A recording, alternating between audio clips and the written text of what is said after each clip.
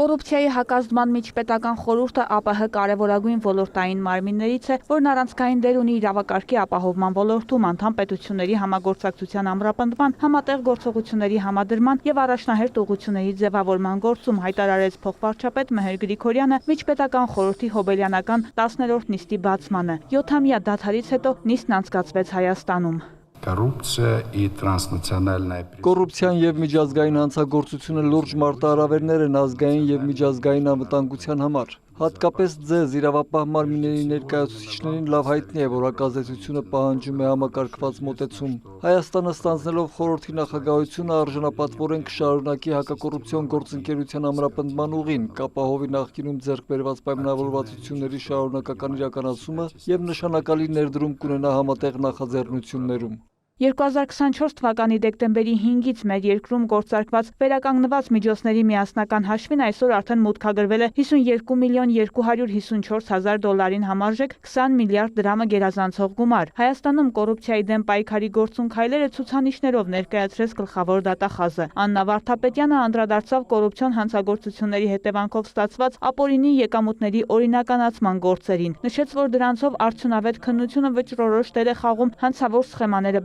բացահայտելու եւ մեղավոր անձանց պատասխանատվության ենթարկելու հարցում։ Վերջին 3 տարում ապօրինի ակտիվների բռնագրավման լիազորությունների կիրառումից հետո կնքվել է 9 հաշտության պայմանագիր, որոնցով պետությանը վերադարձվել են 13.5 միլիոն դոլարին համարժեք ակտիվներ։ Պետական ու համայնքային շահերի պաշտպանության լիազորությունների շրջանակներում նույն ժամանակահատվածում վերադարձվել են 30.6 միլիոն դոլարին համարժեք ակտիվներ։ Վերջին տարիներին բազմաթիվ քրեական գործերով Հայաստանի իրավասու մարմինների անցկացրած համապարփակ ու հետևողական ֆինանսական հետաքննությունների, ինչպես նաև նախնական քննության ընթացքում ստացված տվյալների, այդ թվում միջազգային իրավական համագործակցության միջոցով ստացված փաստական տվյալների համեմատության ու վերլուծության արդյունքում բացահայտվել են բարձրաստիճան պաշտոնյաների կատարած կոռուպցիայի եւ հատկապես մեծ մասշտաբով փողերի լվացման մի շարք դեպքեր։ Դատախազը օրինակով ներկայացրեց կոռուպցիայի դեմ պայքարի կոմիտեի կողմից քննվող քրեական գործով ձեռք են բերվել փաստական ապացույցներ, որ բարձրաստիճան պաշտոնատար անձը միջնորդների միջոցով ստացել է առանձնապես խոշոր չափի կաշառք։ Այն հնարավոր է եղել բացահայտել արտերկրի գործընկերների արդյունավետ համագործակցության եւ օգնության շնորհիվ, ընդգծեց Վարդապետյանը։ Տաջիկստանի պետական ֆինանսական վերահսկողության եւ կոռուպցիայի դեմ պայքարի գործակալության նախագահը ներկայացրեց խորհրդի վերջին 1 տարվա գործունեության արդյունքներն ու ձեռքբերումները։